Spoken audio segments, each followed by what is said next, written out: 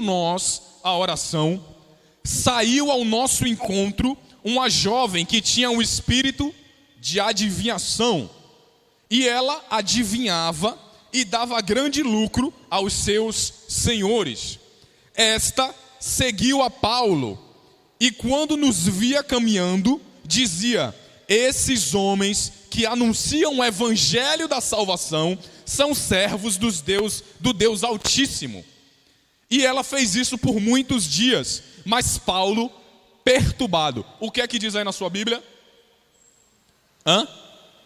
Aborrecido, indignado. Outra tradução aí, incomodado. A minha diz perturbado. Voltou-se a ela e disse ao Espírito: em nome de Jesus Cristo, ordeno que você saia dela. O que é que está acontecendo aqui? Paulo e Silas, eles estão na cidade de Filipos. Eles estão indo ali trabalhar na plantação de uma comunidade de fé. Eles estão pregando o evangelho. Mas ali naquela cidade, que era tomada por um espírito de engano. Então aqui existem vários tripés aqui, ó. Todo espírito de engano, ele vai operar de uma forma que acenda a cobiça do nosso coração e nos prenda em práticas pecaminosas. Quem era o senhor dessa cidade aqui era Mamon, que Jesus confronta como sendo o pseudo-deus do dinheiro.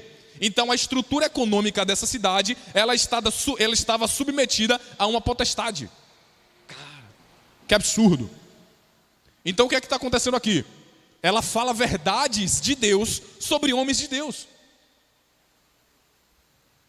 Esses homens que estão pregando o evangelho da salvação são homens do Deus Altíssimo.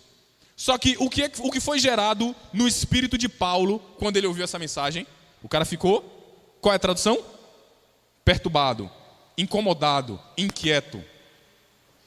Por quê? Porque não veio da parte de Deus. Messias, e por que isso acontece? O porquê um espírito de engano vai falar a verdade? E aqui existe algo muito interessante para a gente pensar. Todo espírito de engano, ele pode falar verdades de Deus para uma pessoa, não na finalidade de empurrar ela para tal realidade, mas em acender no interior dela o ego, a vaidade, o orgulho, a arrogância, a prepotência. E por que ele faz isso? Porque ele não quer perder o domínio da sua jurisdição. Então existe uma batalha nos céus. A Bíblia diz que, infelizmente, os principados e potestades, eles regem algumas regiões. E nós, como igreja, precisamos, por meio da oração, por meio da intercessão e da proclamação do evangelho, destronar esses principados e potestades. Isso é algo muito sério. Então, existem pessoas que comunicam mensagens proféticas que falam a verdade, mas que geram no outro perturbação. Mexem com orgulho, faz a pessoa ficar assim, ó, com aquele peito de pombo.